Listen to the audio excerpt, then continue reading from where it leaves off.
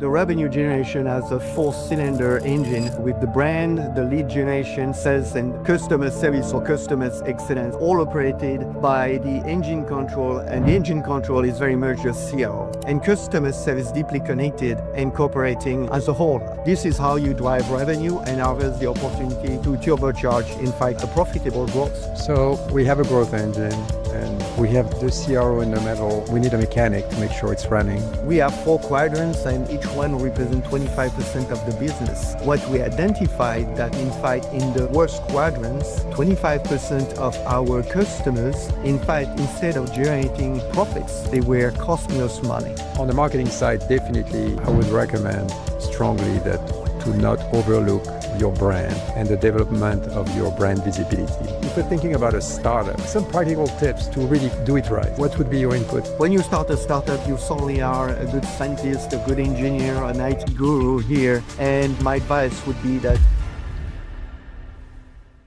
silos. For as long as they've existed, so have the conspiracy theories. Are they harmless arborers of grain? Or do they store something much more earth-shattering? Hidden military installations and other top government secrets? Aliens? Or a vast network of underground cities? And in the case of energy marcoms, could silos hold the key to true marketing and sales alignment?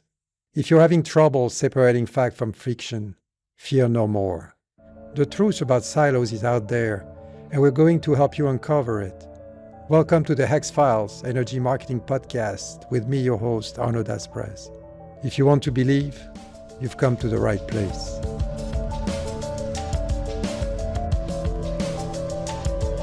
Today on the HEX-Files, we're diving into a challenge that has held back energy and industrial companies for decades. How to turn fragmented teams into a unified growth engine. It's the holy grail of high-performing go-to-market strategy. The difference between consistent revenue generation and a flood of junk leads that go nowhere. We're talking about the power and necessity of aligning marketing, sales, and customer service to create a seamless customer journey that fuels growth. Too often, we see these departments operating in silos, competing for budget, struggling for C-suite attention, or worse, pointing fingers when results fall short. But when these groups align around a shared vision, the results can be transformational. And who better to explore this topic with me than Michel Privé, founder of Sales Leadership Impact Consulting. With over 25 years of experience as a VP of International Sales, Michel helps business owners enhance their sales structures for profitable growth. He also brings an engineering mindset to the table, making him uniquely equipped to bridge the technical and commercial sides of the energy and industrial world. Welcome to the HEX-Files, Michel. Let's uncover the truth. Hello, Michel. How are you? I'm glad. Thank you for having me on your program. So today we're tackling the topic of alignment between marketing, sales, and customer service, and why it's critical to view it as an interconnected system. So, Michel, I wanted to ask you a question here. It's about the CRO. We're talking about the C-suite, and we have new C people coming up on a daily basis. But let's talk specifically about the Chief Revenue Officer that's becoming kind of this central figure for many organizations. Sometimes kind of the role is being taken by the CEO or the CFO, but increasingly, it's kind of a dedicated role, right? In your view, what should a CRO be looking at to avoid kind of those blind spots we want to cover and drive growth? Well, it's because of my mechanical engineering background, but I view the revenue generation as a four-cylinder engine with the brand, the lead generation, sales, and customer service or customer excellence, the way you want to call it, all operated by the engine control, and the engine control is very much a CRO.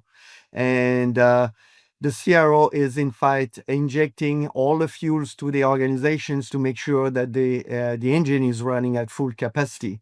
So to answer your question, Arnaud, the CEO needs to ensure the customer's experience journey is impeccable, from sharing how the company helps its clients to delivering on its promises, to upsell, feed the information to marketing to attract only the right prospects that the sales team will be transforming into clients. That's the CRO's job. And like any engine, if cylinders suffers, it reduces the performances of the organization. Hence the importance of having marketing, sales, and customer service deeply connected and cooperating as a whole, as a matter of fact. This is how you drive revenue and harvest the opportunity to turbocharge, in fact, a profitable growth. Yeah, I like the growth engine concept. I think it's a great analogy, and I think it does apply very well. And in your experience, really, in the energy and industrial sector, do you see this kind of alignment happening, or is it missing? Well, not really. As a matter of fact, we've seen that there are some structural reasons behind that. This is not it's one of the reasons, but mainly the main reason is structural. For example, customer service reporting to operation or sales and marketing having their strategies and different KPIs and compensation packages not aligned. And this is disconnected from the client's experience. The clients could see this, and that's structural. And in many, many, many cases, the companies grew with individuals who started their own departments, then hired marketing specialists or agencies like Hexagroup. Then, when sales struggled, started to recruit sales professional. The communication and the needs, and especially between the departments, not very much collaborating, finger pointings when things are not doing well. And in fact, what I've seen as well, salespeople not reporting crucial information to marketing that could affect the brands or bad customers, applications or services there. So with the sales department complaining, it doesn't help, in fact, resolving the issue. So because of their department. So to no one, and I've seen this, with my current customers, no one takes the time to look at it from a different angle. It's a combination of two crucial aspects of the business. This is the revenue, and that everyone needs revenue, and change management of the frontline people. And so obviously you can't fail. It's everyone will see it. If you fail, if all the people, marketing or sales or customer service are not working. So that's one of the issues that no one really is willing to handle. So to answer your question, Arnaud, is that is the CEO or the board have the courage or the humility, in fact, to have an external view of the revenue generation, comparing their growth engine that could it be today with what it was before. Without the company history or the people history, it is valuable to have external professional assess the required changes. The necessary adjustment to optimize revenue generation can be achieved either by training, job reassignment. What we've seen is that people are not in their right seats. They grew up in the company doing tasks that they keep not doing well, and they should be doing it, into a different department or very much merged within the department.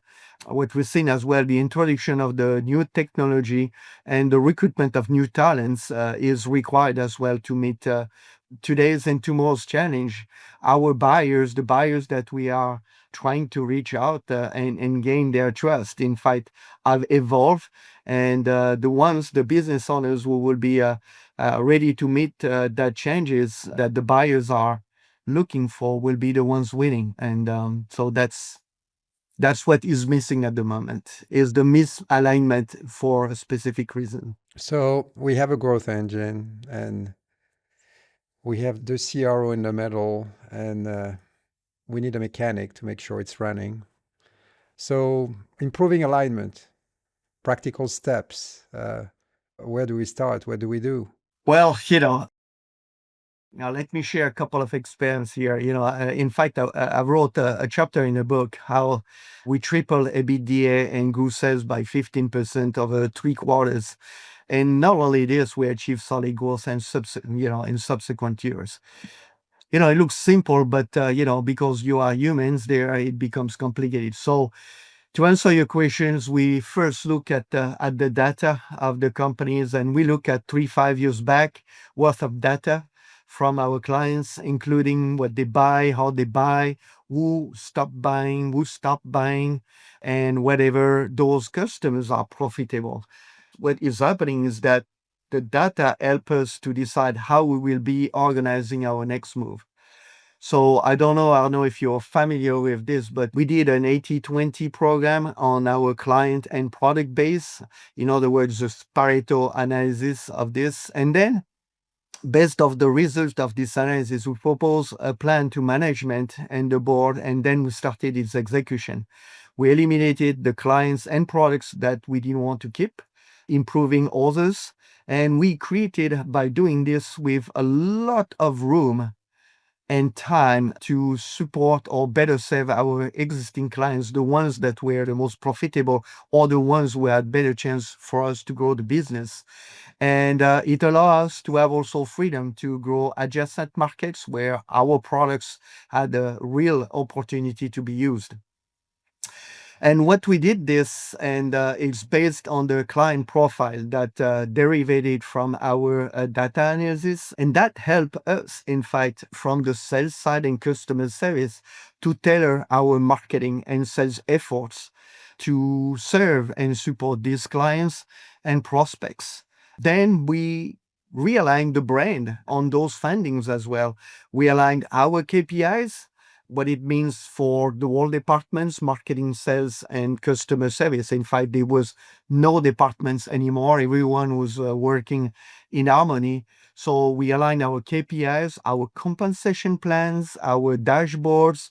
And then after that, we started to train each one of us, in fact, in, doing more marketing, upsell, to work in harmony.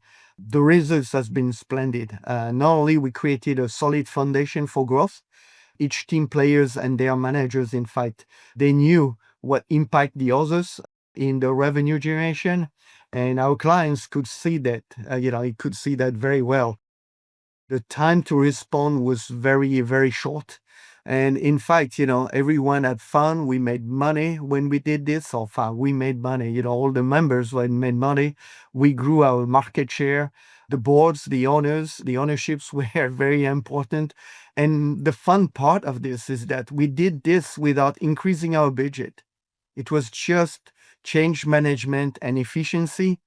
Our growth engine, in fact, removed inefficiency. We've tripled the EBITDA. We continue to grow, and this have it has been a great success. So that was done on a larger company, but if you think about it, it could be done on much smaller organization as well. You mentioned the 80/20, right? I mean, that 80/20 can apply to large enterprise, mid-market, small businesses. How important was that 80/20 in kind of driving that transformation? Because really what you're saying is focus on what is actually generated revenue, and meaning maybe forget about the others or do something else with it. How do you address this whole element of not pursuing every product line or every opportunity across? Well, when we did the analysis, the Pareto, I don't want to go into the details there, but we have 4 quadrants, and each one represents 25% of the business. What we identified that, in fact, in the worst quadrants, 25% of our customers, in fact, instead of generating profits, they were costing us money. And they were taking the same amount of time for our teams, in fact, to serve them. They were filling up the factories with non-profitable products. So what we did, in fact, we visited each one of those accounts to try to improve their performances by, raising the MOQ, for example, raising the price, help them to find other suppliers that would be better for them. And in fact, all the additional time that, coming out from that exercise was saved to serve much better the customers on the three other quadrants. The customers which are small customers but buying the same product in large quantity. You had another quadrants where you had the customers with a lot of potentials, and obviously you got the 25% of the customers which represent a large amount of money. And from that exercise, to come back on our plans for, the integration of marketing, sales, and customer service, it was that we were forced to do, we narrowed down exactly what we were doing and why our customers were buying from us. And it helped dramatically to have a real customer, ideal customers profile and buyer persona, and we knew exactly how to operate, and that's the reason why it has been powerful. And we stopped the sales guys stopped going after businesses that we knew will not be a profitable business. So we had less transaction but more profitable transactions, and everyone, we were working less to get more. You showed that success story, and definitely there was a large impact from what you did on the sales side.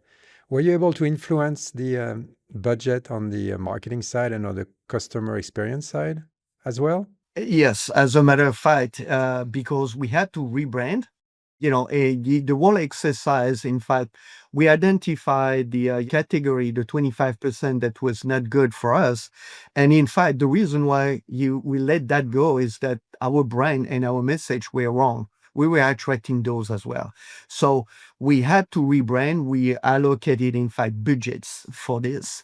And we also identified or increased budgets for the customer service, because they were not only having the customer's journey of experiencing dealing with us, but we train them to upsell, we train them to better serve their clients, ask the right questions that would be like, are you working on a new product development, to position us, the manufacturer, that was an OEM at the time, to be part of their new product development.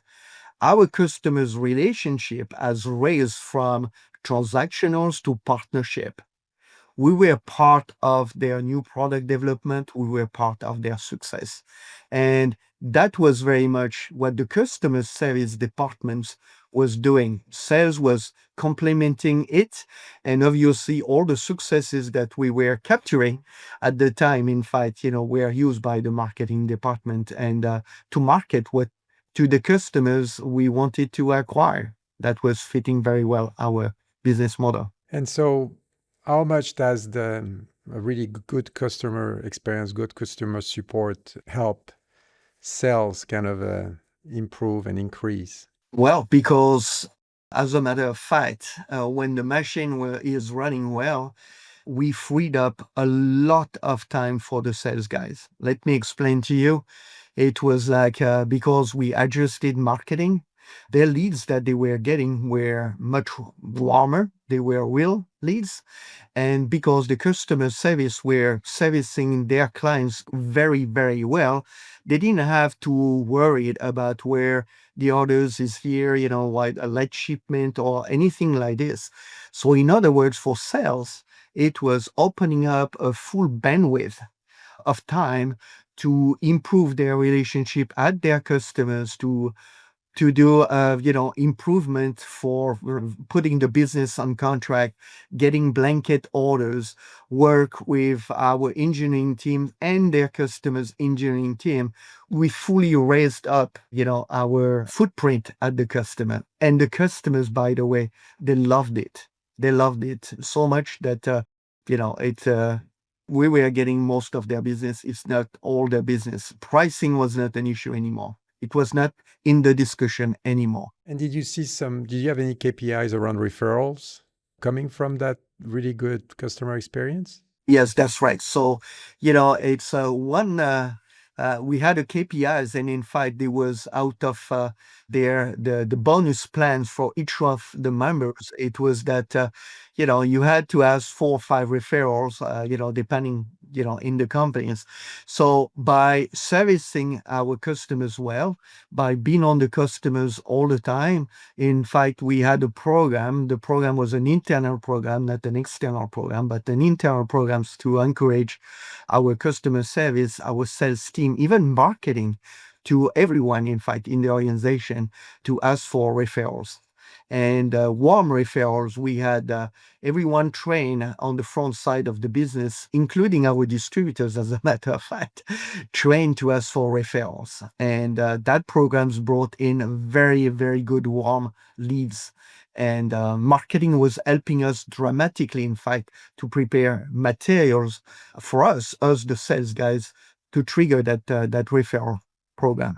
So whenever you get into a new client relationship, I'm sure you've seen a lot of those misalignments. And do you have some examples you can share, a real misalignment that really created some major issue from a revenue standpoint in some of your clients? Yes, so let me, I've got two if we have time to go through two of them, but we were hired by a business owner who wanted to increase, in fact, his new customers acquisition. They were struggling, and so the reason why they wanted to do this, that was to offset the clients that were leaving. And so obviously you got a customer service issue there. So instead of doing what they initially asked us to do, we, of course, with their okay, we reduce the customers' attrition before we focus on acquiring new customers. We found, when we did this, we found terrible communication and sometimes antagonism between the customer service team. And the issues was that they try, in fact, to match what the brand and the marketing communication was or were selling with the real experience for their clients. And making the customer service rep, in fact, not or their clients not renewing their membership because they failed to deliver what the marketing and the brand suggested. So we had to change a lot of things entirely, touching the brand, the customer service, and obviously the sales. So this one was a very much a soul searching. It's complex, but the solution was not difficult at all. And but if there were some characters there. Another examples where it's a common, very much misalignment when it sales marketing and customer service reports to operation. I've seen that many times. And the misalignments, including with one of the clients that I'm working today, is that you have operation leaders. They have their own skills, which is very much operation. And because because sales, marketing, and or customer service report to them, they are potential. And in many cases, in fact, you have conflict of interest with the operation manager KPIs or bonuses don't align with the revenue generation. That's where the miscommunication or the misalignment starts. And let me take an example that I just had 2 weeks ago through an interview. They might, a GM or who is in charge of the operation might close a production line for 3 months to save money, and they couldn't care if they upset some of the clients. But the reason why they do this is to make their EBITDA targets, and sometimes, or they are taking times to add a second shift to just meet their operational KPIs. So that's another misalignment that is very commonly known or seen at our customers. So the solution is to really split the two things. I've seen some strong example in the SaaS world where we have a pretty good funnel that creates some good conversions, and then the user experience is so bad because it's kind of a self customer experience in essence, and we see them dropping and dropping and dropping, and there's no budget or willingness to upgrade that experience, and that drives a complete failure in the organization. The same for ERP systems. I'm sure you see that too, when when an ERP system is implemented poorly and the customer is stuck with whatever, or has to change the way to working based on the Yeah, technology. absolutely. This is one of those. Yes, I see that firsthand. An organization that I was part of did, how we had one of the best in the industry, client satisfaction, and it went to trash, in fact, when we implemented a new ERP system. And it forced every one of us in sales, marketing, customer service to weather the result of the poorly planned ERP implementation. And in fact, just to be clear, we were BS'd by the ERP supplier and our own implementers team. We had months and months of preparation, and they were late delivering what they were supposed to do, and especially to be able for us to perform our task, and we were ignored. And the consequences was that our customer service rep, which originally was able to, on their fingertips, in fact, before the customers ask, send when and where the orders were of their clients, and suddenly they were not able to know and get the information about where these orders are. And it killed all the good work that we put together. And so many years, in fact, that we created that level of service. We lost people, sales and non-sales people. We got over sick. We lost a great salespeople to competition, and the brand suffered dramatically. So that was the first ERP implementation that we did. And when we did it on the 6 other units, we took very much, we learned from that lessons, and that went much, much better. But we had to learn from our scars and tears. So yes. So ERP is one of the issue. Is another failing that I've seen as well 2 years ago, and this is for the oil and gas. In fact, it was a new product launch that, in fact, that was a failure. Let me share that with you. Is that the new product failed to perform? It was launched too early, and in fact, that new product was launched and to cannibalize the existing sales. So we were hired to clean up, the mess basically, and instead of follow their new product development protocol and processes, our oil and gas and process chemical client, in fact, they were selling an IoT device, and they launched the new generation of the device, and started to, in fact, replace their current devices to their customers. And that has been a disaster in the sense that the customer service department that was very much created for so much work or so much damages, complaints, was not ready for this, and it cost that company, in fact, 2 years to potential growth, and the brand suffer as well. They had to delay their IPOs even further, so it has been a complete misalignment between the marketing, the new product engineering team, and customers. So it's a disaster when it doesn't work in harmony. We're talking about that growth engine. We're talking about one central budget split in three, in four, that you can actually fine tune based on where you see the revenue going. Sometime dialing in a little bit more towards marketing and or sales, and then customer service.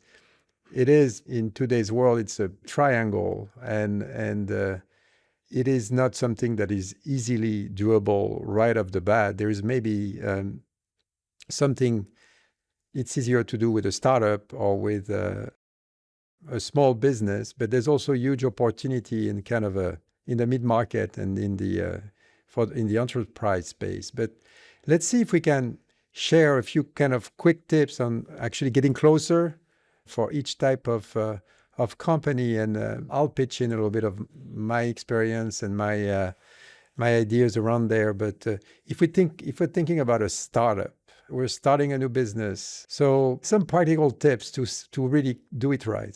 What would be your input, Michel? Well, when you start a startup, you suddenly are a good scientist, a good engineer, an IT guru here. And, my advice would be that let's, build right from the beginning a good growth engine. I don't know, just what you just said, it was that, marketing and sales and customer sales right from the beginning, the infrastructures. You might not have to do it later. So hire specialists. There are plenty of people who are specialists into this. Do it right from the beginning.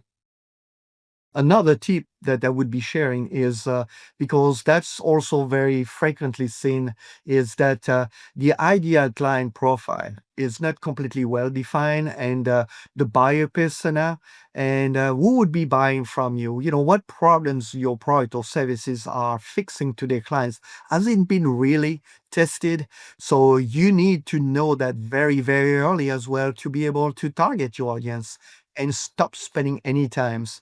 And another tip here that I've seen over the time is that if you hire a full-time person, it might cost you a lot of money. So, and this person has not, they are either good marketers, good salespeople, or the good customer experience person, but it cost you full times, let's say, salaries, and you might not have the full package. You have fractional leaders that are able to do this. Shop around, ask for it. You're gonna have great value. They are professionals, and it will be for a fraction of a cost, and you can monitor your expenses that way. No, thanks. I think you're right. So making sure that we take enough time to set up marketing, sales, and customer service with the same amount of attention. On the marketing side, definitely, I would recommend strongly that to not overlook your brand and the development of your brand visibility. A lot of time, people want to go to market and they want to actually close deals, meaning they want leads, and that's not the right way to do it. We need to develop a strong brand. And again, like I mentioned before, focus on customer service. If you're technology driven, make sure that you have the right tools in place and the experience will be a good experience. And organization or software like HubSpot that have a kind of a marketing CRM and kind of customer experience, they help you kind of achieve that in a unified kind of so that's definitely. And when you're talking about fractional, I think people have the tendency to looking at fractional CMOs or fractional something. If there was this fractional CRO that would be kind of in charge of that overall revenue, that would be a great way to tackle the beast, really. And if we now move into kind of we're not in the startup world anymore, we're in a small business, and you're the CEO. What do you do? You've identified issue. Quick tips around there. Well, it's for mid-sized companies, I would say the first thing would be is to first take a deep breath, because it's when you're running the business, you most of the time you get into your routine and you don't see things. So what I would advise you to do is looking at your return on investment for your current revenue engine. In fact, it's if how much money are you spending for marketing, sales? I'm looking, customer service, not only the salaries, the technology, the campaign, and so on.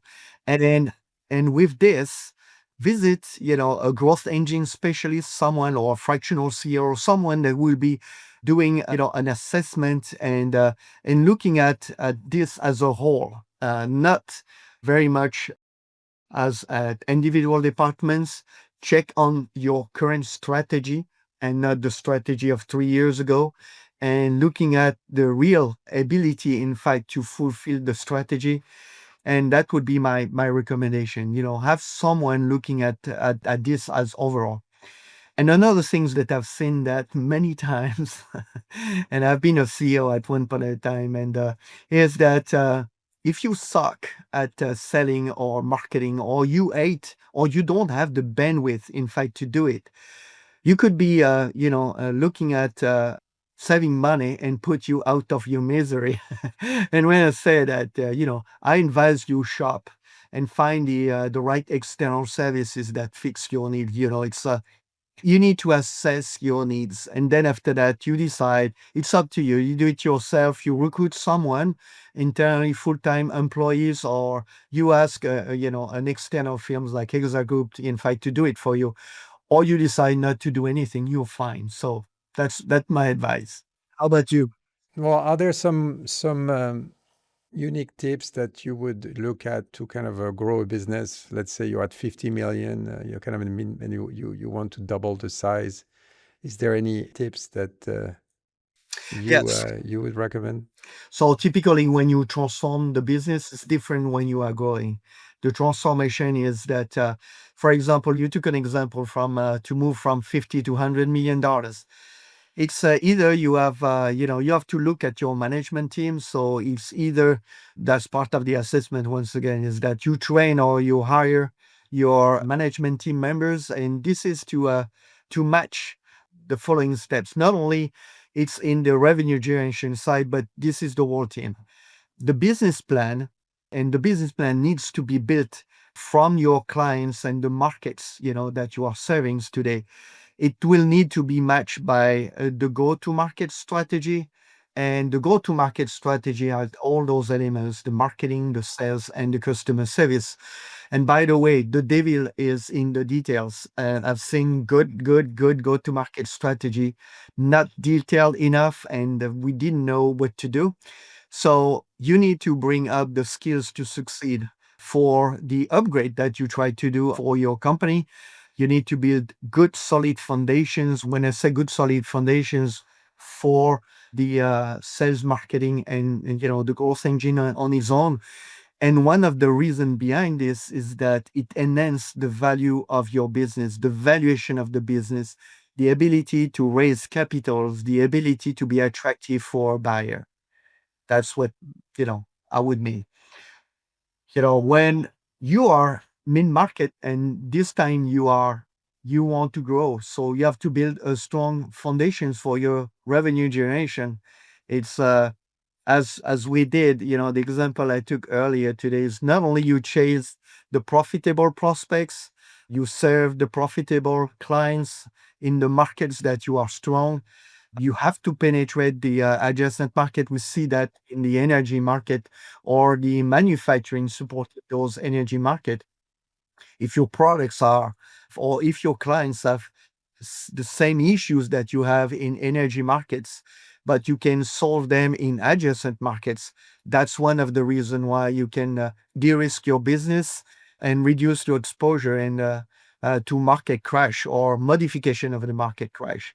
We keep seeing market modifications. The more you're diversified, the more you are strong on your basis, the better it is, especially with your growth engine. No, I agree. I mean, on our end, we've seen part of this transformation, a transformation on how they tackle some of their marketing, pushing more on the brand visibility, and then changing the culture to be more account-based centric. And we see that more and more for these specific objectives.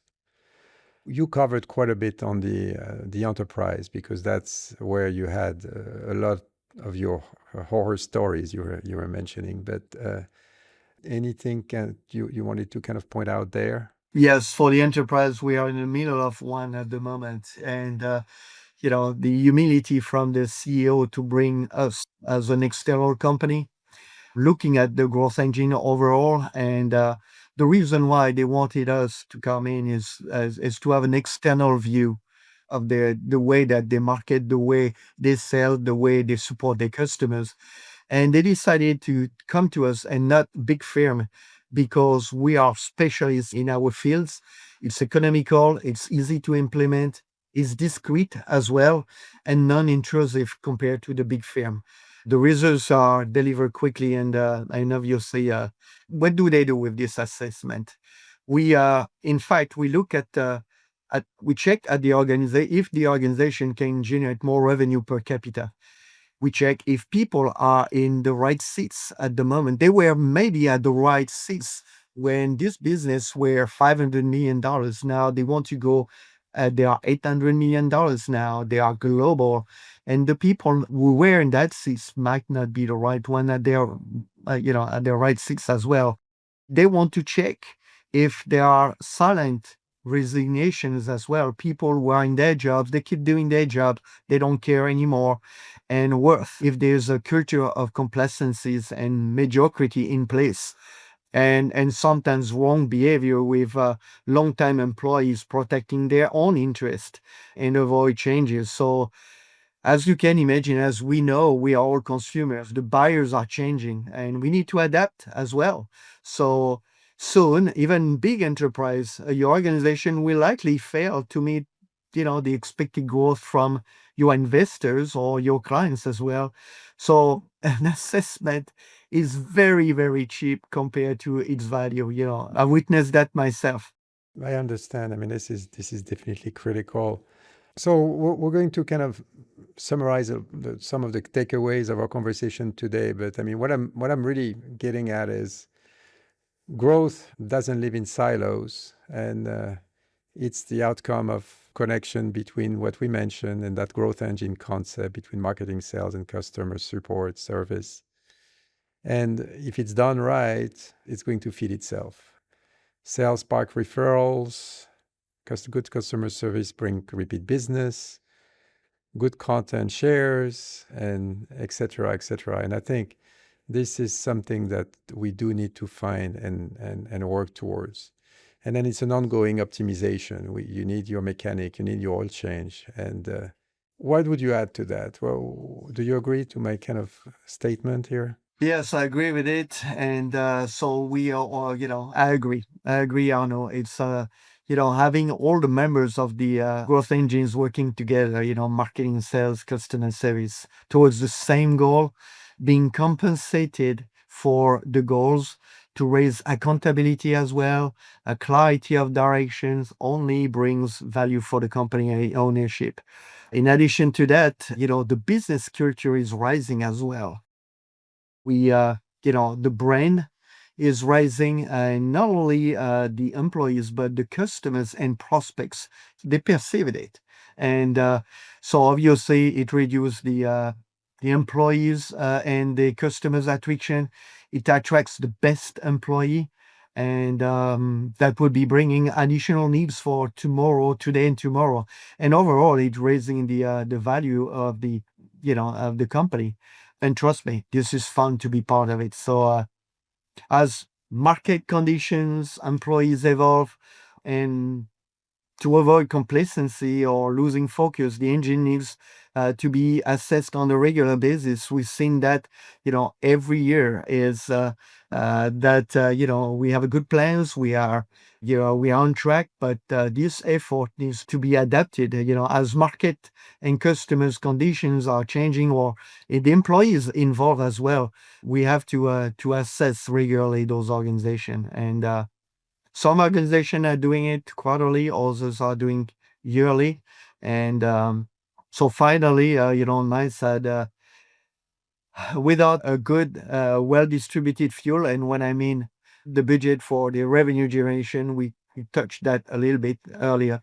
The engine, in fact, will not be operating well on all cylinders. So it doesn't mean that we need to get more fuel. It means that the revenue generation dollars or euros, in fact, needs to create the best return on investment for the ownership, regardless the size of the operation. So, if this is the last things to, on our discussion, if you are too busy to think about the last one, consultants will be able to help you, Arnaud. Yeah, no, that's great, Michel. And thank you very much for your time today. And talk to you soon. And thank you for sharing. Thank you, Alan. Cheers. Bye. Thanks for joining us for this week's episode of the HEX-Files, the podcast that investigates biggest curiosities in energy marketing so that you can separate fact from fiction. Curious how your brand ranks across 6 areas of energy marketing performance? Take a free assessment at hexagroup.com/podcast for tailored best practices. And until next time, fear no more. The truth is out there.